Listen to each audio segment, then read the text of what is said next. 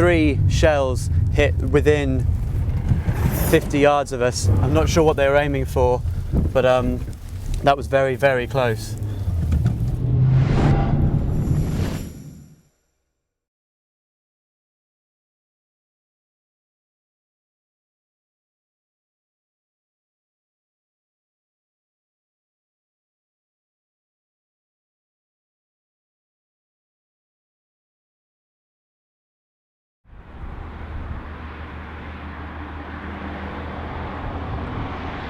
This road just heads north from the Mariupol area towards Donetsk, and it seems the town of Olenivka, where apparently some Ukrainians are based, is being shelled by the DNR.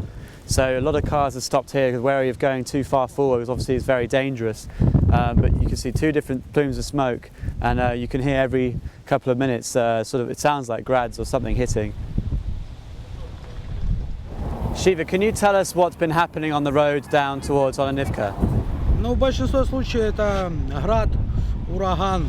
Они в наступление боятся идти, они только бьют по воздуху, только воздух. И бьют по часа 4 могут бить.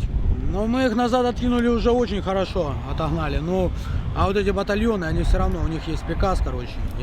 Они наемники, они воюют за деньги. So we just passed some DNR positions on the road. It looks like either they were attacked or they were attacking some Ukrainians coming in from the west side. A number of DNR vehicles have been set on fire, and we saw some DNR guys dragging one of their wounded fighters. So it looks like there's an ongoing fight around that small village on the west side of the road up to Donetsk.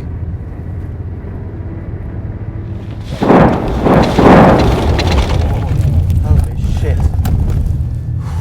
3 shells hit within 50 yards of us. I'm not sure what they were aiming for, but that was very, very close. So we're gonna try and move out this area, out of range of whatever was firing in this direction. After the close call in Olenivka, we headed to Yasynuvata, a town that has been the scene of heavy fighting for weeks, after hearing reports that it had also come under fresh artillery fire earlier that morning. So we finally made it into the town of Yasynuvata.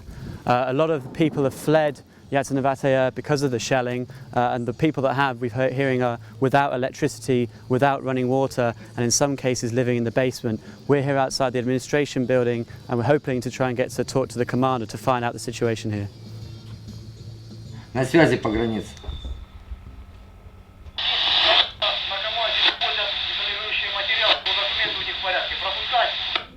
Пропускайте.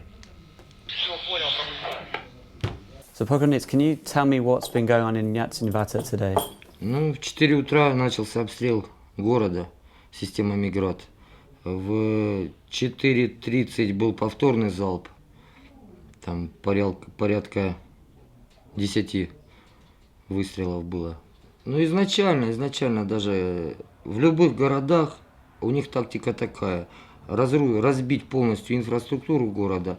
Били детская больница, поликлиника. Именно создать невыносимые условия, чтобы мирные жители внести панику и чтобы они покинули город.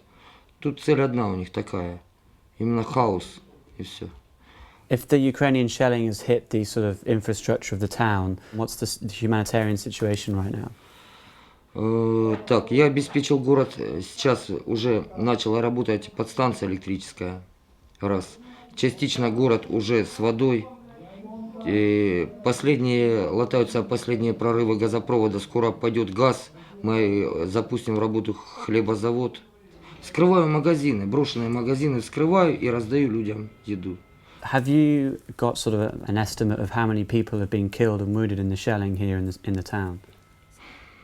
Ну, я точные цифры сказать не могу, но люди умирают порядка от 5 до 10 человек каждый день. Для этого города считается это нормально для количества. Но если учесть, что выехало более 50% отсюда, то эта цифра катастрофическая. Люди умирают старые, пожилые в своих квартирах. Просто умирают. От недостаточности, просто нехватки лекарств, питания, тепла. Сидя в подвалах, опять нервные срывы вот эти все. Люди сидят в подвалах, в темных подвалах без света. What is the DNR's sort of objective? Is it to push the Ukrainians completely out of the Donbass, or would you be happy with the territory that you have now? Великая Отечественная война. наши деды не остановились на своих границах. Фашизм нужно уничтожать, искоренять полностью. Поэтому, я считаю, будет правильным дойти туда, в самое логово этого современного фашизма, и задавить эту гадину там. And what do you make of this proposed ceasefire between the Ukrainian military and the DNR? Такие перемирия заключались далеко не первый раз, и они всегда были, это перемирие, просила о перемирии, о прекращении огня только, всегда, заметьте, только украинская сторона. И всегда она использовала для ротации войск, для убрать старые изможденные войска, подтянуть новые свежие силы. Ну, данная ситуация, я думаю, ничем не отличается от предыдущих. So, guys in Yasynuvata aren't too badly equipped. They've got themselves an automatic grenade launcher. Not sure where they found that, but that's a pretty nifty bit of kit. Конечно. Месяц назад мы стояли вот где Ясиноватский пост, въезд в Ясиноватую. Роту танков держали. Один парень погиб, один у меня тяжело раненый был. 3,5 суток держали, вообще не спали, атаку держали. Но в Ясиноватую их не пропустили.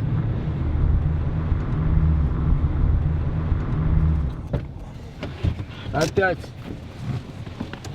We're outside some residential blocks on the edge of the town, and as you can see, they've been massively damaged by some of the shelling that's been hitting the town for the past couple of weeks. All the glass is put out, some of the balconies have been collapsed. Переведи им, вот это я называю база подготовки маленьких террористов, если они сюда стреляли, получается. Вот. So, because of the shelling, the residents of this block basically are living in the basement now. A couple of shells hit in front of the block, and one shell actually hit the building itself.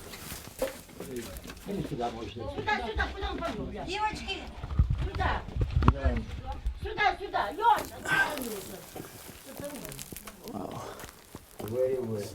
They've got blankets out, pillows, and they brought food down here. They've managed to rig up some electricity, but they've only had that for the past 2 days. For over a week they didn't have electricity even down here, so it was pitch black the whole time, other than candlelight, I imagine. Alexei, how long have you been living down in the basement for? С 16 числа августа. Пока 12. И двое наверху на 5. Вот травмировала вчера одного. So this part is where the men sleep, and there's a separate section for the women on this side as well. Были мы с деньгами, мы были на морях.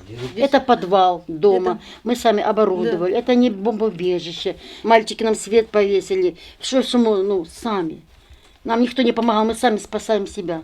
Понимаете, как я поражаюсь Порошенко. Он кричит: я люблю Украину. Это что, любовь Украины, получается? Это любовь Украины. Я пенсионерка, он пенсионерка. Люди, пенсионеры, мы сидим как животные, мы как крысы загнанные. Сыночки, вы видите, как здесь жить в подвале. За ночь сырое все. День сушим, ночь спим. День сушим, ночь спим. Are you hopeful that this ceasefire deal could happen and that peace will sort of reign over the area again? Пока Путин не возьмет в свои руки, все, ничего не будет. И украинцы должны понимать, что без России всем хана. Можно. Никогда не предлагала, я никогда не предполагала. Я пережила войну 41-45 года, поэтому для меня все это не новинка. Но такого я не ожидала никогда в 21 веке. Никогда не ожидала. Частные дома. Yesterday in Minsk, the Ukrainians and the DNR were able to agree on a ceasefire starting from 6 o'clock yesterday evening. Earlier in the day, the DNR forces tried to assault the city of Mariupol along the coastal road. We're now heading towards that direction to try and speak to some DNR in the area about the ceasefire and see what territory they took yesterday. So we're in the town of Telmenovo. The fighting here basically lasted up until the ceasefire. Shelling started around 2 o'clock and lasted for about 3 hours till 5 in the evening. The locals here were saying they were basically forced to stay in their basements because of the shelling. They're too afraid to come out. The shells landed here by some houses and it shredded the gas main just above it. The locals here are pretty thankful that that ceasefire came into place. It's not an area that's seen that much fighting, and it's clear that it's shaking them up pretty hard here.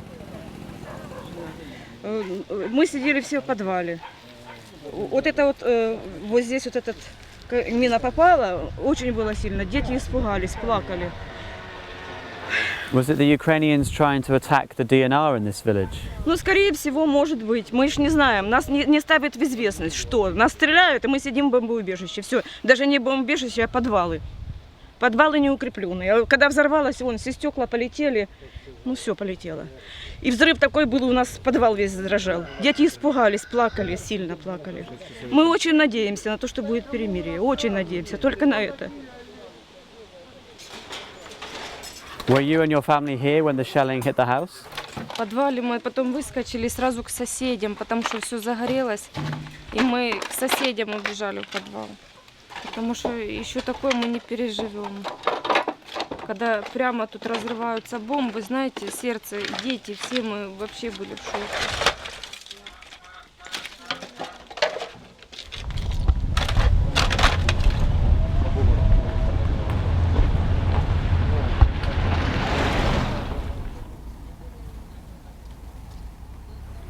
So we've made it into the town of Novoazovsk, which was taken by DNR forces, possibly backed up by Russia over 10 days ago now.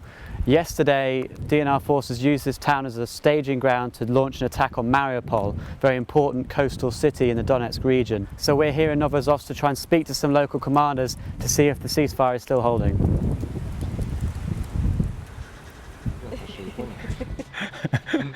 Это боевая собака наша. Это оторвала лапу. Вон осколком лапу оторвал. Она настолько легендарна, что даже штурмовала Саур-могилу. Она там была. Ее Ну снимали. ролик уже снимали, да. По ОРТ ее показывали. Она известна как Майкл Джексон. Даже выше. На Новоазовске сейчас пока спокойно, вот. Но на окраинах слышны были разрывы, то есть украинские войска все равно при объявлении перемирия все равно поражают цели. Вот. So this ceasefire that was agreed last night isn't a permanent ceasefire? Ну, если сравнить, так как перемирие было в Славянске, когда мы воевали, и в других городах, им доверять нельзя, потому что все равно они нас бомбили, хотя это по-ихнему такое перемирие называется. На данный момент, конечно, да, я не могу сказать, я не видел, Донецк бомбят или нет, вот. Но здесь сегодня бомбили с утра. Obviously a lot of people, when this new front opened up, said that the DNR were getting help from Russian regular forces. What do you say to that? Я могу сказать одно, что здесь нету никаких россиян. Здесь есть мы, обычные шахтеры, заводчане. Мы встали против этой неофашистской хунты, потому что мы не хотим жить с Америкой. Мы проголосовали за референдум для того, чтобы жить отдельно. And could you tell us what happened yesterday when the DNR forces moved forward? Were they trying to take Mariupol? Ну, пока мы держали оборону, именно атак таких сильных с нашей стороны не было, как бы оборонительная идет позиция. Вот. Ну, а так вообще в будущее, я думаю, конечно, да, будем идти на Мариуполь.